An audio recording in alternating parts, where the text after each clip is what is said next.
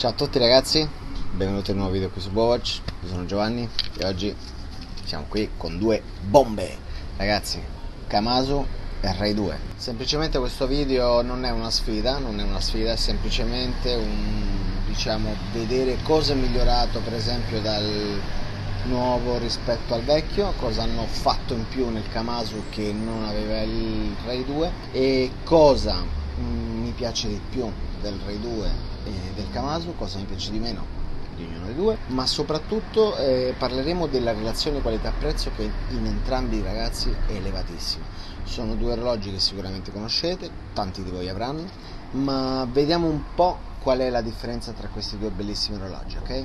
Ragazzi, se il video vi piace fate like, se non siete iscritti iscrivetevi così ci aiutate a crescere e niente, godetevi il video, ok ragazzi? Ciao!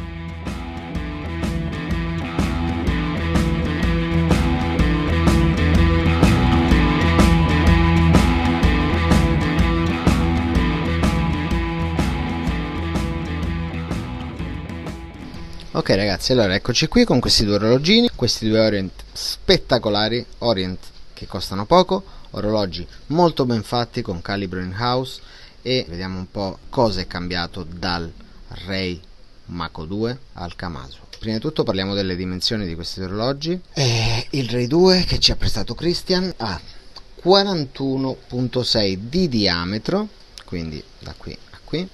Abbiamo uno spessore di 13 e un lag to lag di 46.5, ma nel Kamasu non cambia la cosa perché anche qui abbiamo 41.7 di diametro, 13 di spessore e 46.6 di lag to lag, quindi diciamo che quello che è la dimensione o il disegno della cassa non è cambiato, è rimasto praticamente lo stesso. Il Ray 2 che ci ha prestato Christian in questo caso veniva con questo cinturino in gomma, cinturino direi un poco scomodo. Io avevo lo stesso modello, addirittura l'abbiamo comprato insieme e sinceramente una delle cose che meno mi è piaciuta di questo orologio è stato questo cinturino in cauccio che è molto duro, poi è troppo largo, diciamo quando lo metti a polso rimane un bel pezzo di linguetta fuori, quindi un po' scomodo.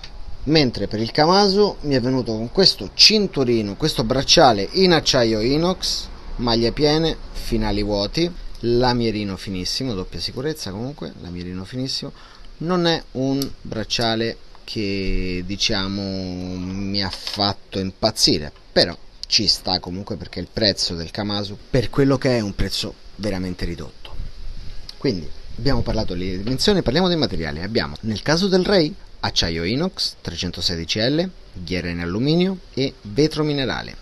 Da qui si può vedere perché Christian sì che ne fa un uso spettacolare di questo orologio, lo usa praticamente ogni giorno e ha graffiato un po' di tutto, ha graffiato la ghiera, ha graffiato il vetro. Cosa è cambiato dal Ray 2 o Mako 2 al Kamasu? Il vetro ragazzi, il vetro zaffiro, si vede la differenza. Io non lo uso tanto come Christian usa il Ray 2, però devo dire che ragazzi, avere uno zaffiro ti cambia di parecchio. Diciamo che la differenza anche di prezzo è un po' notevole, sì, magari questo orologio si può prendere a 120, questo a 180, sono 60 euro. Vi posso dire che per 60 euro riesci a comprare un vetro zaffiro, addirittura sto parlando con Christian per comprare un vetro zaffiro con questo e cambiarlo e farvi un video di come si cambia il vetro zaffiro su questo Ray 2, quindi più avanti si faremo un video cambiando questo vetro. Alla fine stai comprando 120 euro vetro, sono 30 euro più o meno, 150 euro contro 180, ci sta, perché poi alla fine l'unica cosa che è cambiata diciamo in questo orologio è stato il vetro zaffiro, il resto rimane praticamente invariato, movimento è lo stesso, materiali sono gli stessi, dimensioni sono le stesse. L'unica differenza, il quadrante, che a me sinceramente ragazzi mi piace molto di più quello del Ray 2, quadrante il blu è molto più, io credo che qui dalla camera si può vedere come brilla o come luccica questo quadrante blu del Ray rispetto a quello del Kamasu. Il Kamasu un po' più spento, un po' più serio magari, questo qua è un po' più vivace diciamo. Perfetto, adesso abbiamo parlato sì dei materiali, parliamo un po', vabbè come vi ho detto abbiamo una ghiera in alluminio unidirezionale da 120 clic in entrambi i casi. In questo caso abbiamo una ghiera molto più dura rispetto a quella del Kamasu, faccio un po' fatica, si fa un po' fatica a girare, mentre nel Kamasu abbiamo una ghiera molto più scorrevole. Si può apprezzare anche da qui, dal video si vede, non c'è bisogno del tatto, si vede già che è molto più facile, comunque molto stabile. E anche in questo caso, vabbè, in questo caso è stabilissima perché è molto più dura, ok? Parliamo adesso della corona. Abbiamo una corona a vite, un po' piccola chissà per quello che è l'orologio, ma in entrambi i casi, anche nel Kamasu non è cambiata la corona e rimane un po' scomodina, forse doveva essere un po' più grande, non tanto come quella del Triton, perché questa qui è enorme ma è molto comoda, però sì, l'avrei fatta un pelino più grande. Abbiamo sempre la protezione qui ai lati in entrambi i casi. Però ragazzi, una cosa che sì, ho notato che è cambiata ma peggiorata forse, è il disegno del logo sulla corona. Non so se si può apprezzare, ma questo è il Ray 2, quello vecchio, mi piace molto di più il disegno. Questo è fatto un po' più male, diciamo. Qui è tutto un disegno bianco, mentre qui si vede un po', vedete? Si vede un po', è fatto un po' meglio. Sì, sì, in questo caso mi piace più il disegno sulla corona del Ray, che sono dettaglini, dai, di niente comunque. Altro cambio, la ghiera, vedete? È un po' più elevata rispetto a quella del Ray 2. Questo è il Ray 2, questo è il Kamasu. Questa ghiera sì, mi piace di più come è stata fatta, vedete? Inserto ghiera anche qui è cambiato, materiale è rimasto invariato, è sempre lo stesso, però i numeri sono cambiati, i numeri più fini e i puntini che in questo caso non ci sono. Qui non so dirvi, guardate, mi piacciono tutte e due. Forse sì, forse prenderei più quella del Kamasu, mi piace un po' di più.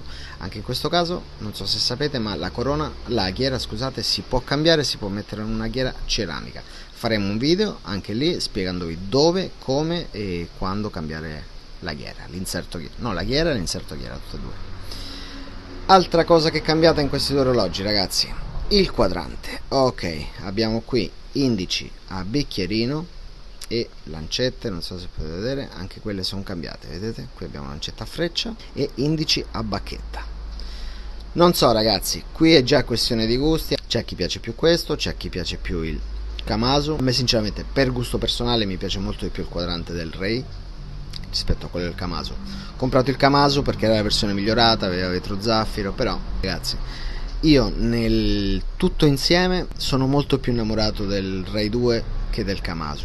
Il Kamasu mi sembra un orologio bellissimo, non gli manca assolutamente niente, non ha niente da invidiare né al Ray né a nessun altro orologio nella sua fascia di prezzi, perché è un orologio che puoi prendere a 180 euro perfettamente, manca a 200, secondo me ci sta, e non ha niente da invidiare a nessun orologio.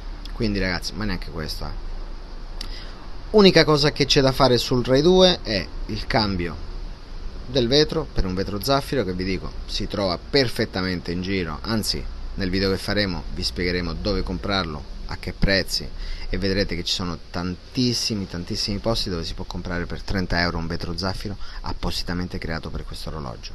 Sinceramente tutti e due gli orologi valgono perfettamente quello che costano. Ragazzi, non vi ho detto il movimento: calibro F9 6 F6 922 in entrambi i casi, movimento automatico in house fatto da Orient, calibro che si muove a 21.600 alternanze da 22 rubini e che funziona alla meraviglia, molto preciso. No, non c'è niente da dire, orologi fantastici ragazzi, quindi ve li consiglio tutti e due, metteremo il link giù in descrizione se magari volete acquistarli. E niente ragazzi, qui da BuoWatch è tutto, speriamo che il video vi sia piaciuto. Se vi è piaciuto fate like, se non siete iscritti iscrivetevi e ci vediamo alla prossima con un nuovo orologio. Ciao a tutti!